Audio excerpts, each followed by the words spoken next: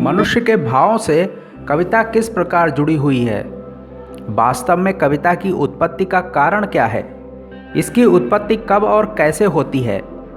इन सभी प्रश्नों के उत्तर हमें आचार्य रामचंद्र शुक्ल के निबंध कविता क्या है के तीसरे खंड कविता और सृष्टि प्रसार में मिलते हैं। इस वीडियो में हम इसी तीसरे खंड का वाचन करने जा रहे हैं। इससे पहले हम इसके 2 भागों को ला चुके हैं, यह तीसरा भाग है। तो लीजिए, प्रस्तुत है निबंध के अंश का वाचन। हृदय पर नित्य प्रभाव रखने वाले रूपों और व्यापारों को भावना के सामने लाकर कविता बाह्य प्रकृति के साथ मनुष्य की अंतः प्रकृति का सामंजस्य घटित करती हुई उसकी भावात्मक सत्ता का प्रसार करती है। यदि अपने भावों को समेटकर मनुष्य अपने हृदय को शेष सृष्टि से किनारे कर ले या स्वार्थ की पशुवृत्ति में ही लिप्त रखे तो उसकी मनुष्यता कहाँ रहेगी?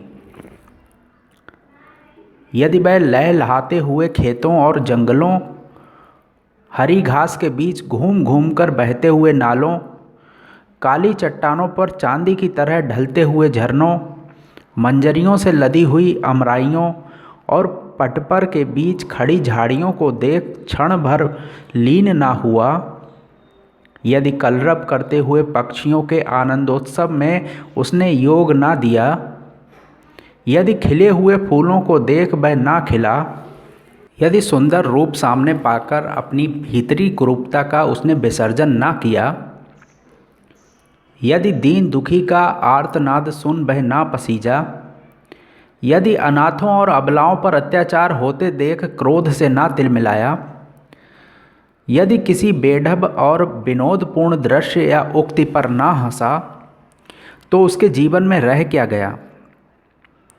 इस विश्व काव्य की रस धारा में जो थोड़ी देर के लिए निमग्न ना हुआ, उसके जीवन को मरुस्थल की यात्रा ही समझना चाहिए। काव्य दृष्टि कहीं तो नर क्षेत्र के भीतर रहती है, कहीं मनुष्येतर बाह्य सृष्टि की ओर, कहीं समस्त चराचर के। पहले नर क्षेत्र को लेते हैं। संसार में अधिकतर कविता इसी क्षेत्र के भीतर हुई है। नरत्व की बाह्य प्रकृति और अंतः प्रकृति के नाना संबंधों और पारस्परिक विधानों का संकलन या उद्भावना ही काव्यों में, मुक्तक हों या प्रबंध, अधिकतर पाई जाती है।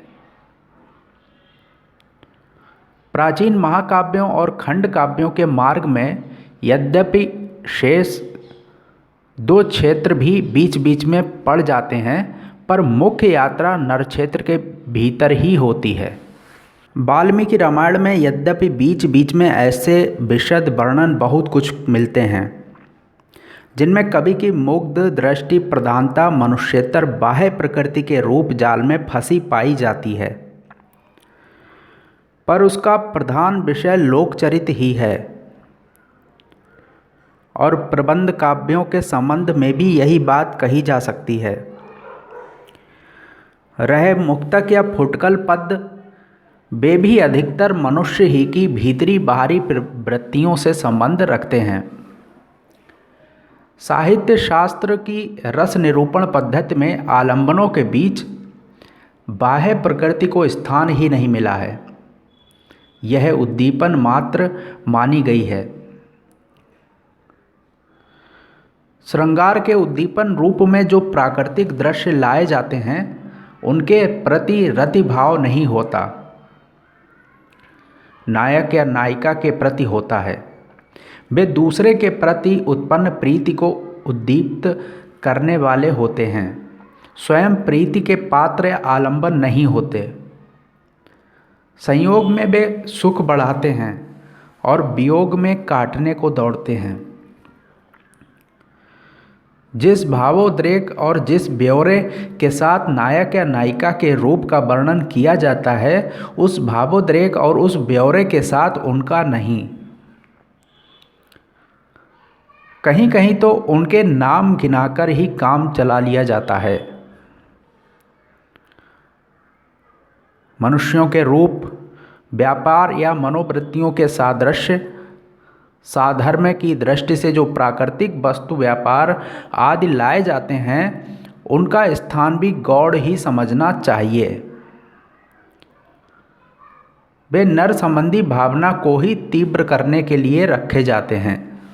दूसरा, शुक्ल जी कह रहे हैं कि मनुष्येतर बाह्य प्रकृति का आलंबन के रूप में ग्रहण हमारे यहाँ संस्कृत के प्राचीन प्रबंध काव्यों के बीच बीच में ही पाया जाता है। वहाँ प्रकृति का ग्रहण आलंबन के रूप में हुआ है। इसका पता वर्णन की प्रणाली से लग जाता है। पहले कहे आए हैं कि किसी वर्णन में आई हुई वस्तुओं का मन में ग्रहण दो प्रकार से हो सकता है, बिंब ग्रहण और अर्थ ग्रहण। किसी ने कहा कमल। अब इस कमल पद का ग्रहण कोई इस प्रकार भी कर सकता है कि ललाई लिए हुए सफ़ेद पंखुड़ियों और झुके हुए नाल आदि के सहित एक फूल की मूर्ति मन में थोड़ी देर के लिए आ जाए या कुछ देर बनी रहे। और इस प्रकार भी कह सकता है कि कोई चित्र उपस्थित ना हो, केवल पद का अर्थ मात्र समझकर काम चला लिया जाए। काव्य के दृश्य चित्रण में पहले प्रकार का संकेत ग्रहण अपेक्षित होता है और व्यवहार तथा शास्त्र चर्चा में दूसरे प्रकार का। बिंब ग्रहण वहीं होता है जहाँ कवि अपने सूक्ष्म निरीक्षण द्वारा वस्तुओं के अंग प्रत्यंग, वर्ण, आकृति तथा उनके आसपास की परिस्थिति का परस्पर संश्लिष्ट विवरण देता है। बिना अनुराग के ऐसे सूक्ष्म ब्यौरों पर न दृष्टि जा ही सकती है, न ही रम ही सकती है। अतः जहाँ ऐसा पूर्ण और संश्लिष्ट चित्रण मिले वहाँ समझना चाहिए कि कवि ने बाह्य प्रकृति को आलंबन के रूप में ग्रहण किया है। उदाहरण के लिए वाल्मीकि का यह हेमंत वर्णन लीजिए। अवश्याय निपातेन किंचि प्रबिलन शाद्वला वनानाम शोभते भूमि निर्विष्ट तरुणा तपा स्पृशन्तु विप्लम शीतमुदकम द्विरदः सुखम अत्यंत्रस्य यौवन्याः प्रतिसंहरते करम अवश्याय तमोनद्धा निहार तमसावृता प्रसुप्ता इव लक्ष्यन्ते विपुष्पा वनराज्यः बाष्प संचन्न सलिला ऋतुविज्ञ सारसः हिमाद्र बालकैस्तीरः सरितो भान्ति सांप्रतम् जराजर्जरित पद्यः क्षीणकेशर करिणकः नालशेष हिमर्दस्तैर्न भांति कमलाकरः। इसका अर्थ है, वन की भूमि जिसकी हरी भरी ओस गिरने से कुछ कुछ नीली हो गई है, तरुण धूप के पड़ने से कैसी शोभा दे रही है। अत्यंत प्यासा जंगली हाथी बहुत शीतल जल के स्पर्श से अपनी सूंड सिकोड़ लेता है। बिना फूल के वन समूह कोहरे के अंधकार में सोए से जान पड़ते हैं। नदियाँ जिनका जल कोहरे से ढका हुआ है और जिनमें सारस पक्षियों का पता केवल उनके शब्द से लगता है, हिम से आई बालू के तटों से ही पहचानी जाती है। कमल जिनके पत्ते जीर्ण होकर झड़ गए हैं, जिनकी केसर कणिकाएं टूट फूट कर छितरा गई हैं, पाले से ध्वस्त होकर नाल मात्र पड़े हैं। मनुष्येतर बाह्य प्रकृति का इसी रूप में ग्रहण कुमार संभव के आरंभ तथा रघुवंश के बीच बीच में मिलता है। नाटक यद्यपि मनुष्य ही की भीतरी बाहरी प्रवृत्तियों के प्रदर्शन के लिए लिखे जाते हैं और भवभूति अपने मार्मिक और तीव्र अंतर्वृत्ति विधान के लिए ही प्रसिद्ध हैं, पर उनके उत्तर रामचरित में कहीं कहीं बाह्य प्रकृति के बहुत ही सांग और संश्लिष्ट खंड चित्र पाए जाते हैं। पर मनुष्येतर बाह्य प्रकृति को जो प्रधानता मेघदूत में मिली है वह संस्कृत के और किसी काव्य में नहीं। पूर्व मेघ तो यहाँ से वहाँ तक प्रकृति की ही एक मनोहर झांकी या भारत भूमि के स्वरूप का ही मधुर ध्यान है, जो इस स्वरूप के ध्यान में अपने को भूलकर कभी कभी मग्न हुआ करता है। वह घूम घूम कर वक्तृता दे या ना दे, चंदा इकट्ठा करे या ना करे, देशवासियों की आमदनी का औसत निकाले या ना निकाले, सच्चा देश प्रेमी है। मेघदूत ना कल्पना की क्रीड़ा है, ना कला की विचित्रता। वह है प्राचीन भारत के सबसे भावुक हृदय की अपनी प्यारी भूमि की रूप माधुरी पर सीधी सादी प्रेम दृष्टि। अनंत रूपों में प्रकृति हमारे सामने आती है, कहीं मधुर सुसज्जित या सुंदर रूप में, कहीं रूखे बेडौल या कर्कश रूप में, कहीं भव्य विशाल या विचित्र रूप, कहीं उग्र कराल या भयंकर रूप में। सच्चे कवि का हृदय उसके इन सब रूपों में लीन होता है, क्योंकि उसके अनुराग का कारण अपना खास सुख भोग नहीं, बल्कि चिर साहचर्य द्वारा प्रतिष्ठित वासना है, जो केवल प्रफुल्ल प्रसून प्रसार के सौरभ संचार, मकरंद लोलुप, मधुप गुज्जर, कोकिल कुंजित निकुंज और शीतल सुख स्पर्श समीर इत्यादि की चर्चा किया करते हैं। वे विषयी या भोग लिप्सु हैं। इसी प्रकार जो केवल मुक्ताभास हिम बिंदु मंडित मरकताब शाद्वल जल, अत्यंत विशाल गिर शिखर से गिरते हुए जलप्रपात के गंभीर गर्त से उठी हुई सीकर निहारिका के बीच विविध वर्ण स्फुरण की विशालता, भव्यता और विचित्रता में भी अपने हृदय के लिए कुछ पाते हैं। वे तमाशबीन हैं, सच्चे भावुक या सहृदय नहीं। प्रकृति के साधारण असाधारण सब प्रकार के रूपों में रमाने वाले वर्णन हमें वाल्मीकि, कालिदास, भवभूति आदि संस्कृत के प्राचीन कवियों में मिलता है। पिछले खेमे के कवियों में मुक्तक रचना में तो अधिकतर प्राकृतिक वस्तुओं का अलग अलग उल्लेख मात्र उद्दीपन की दृष्टि से किया गया है।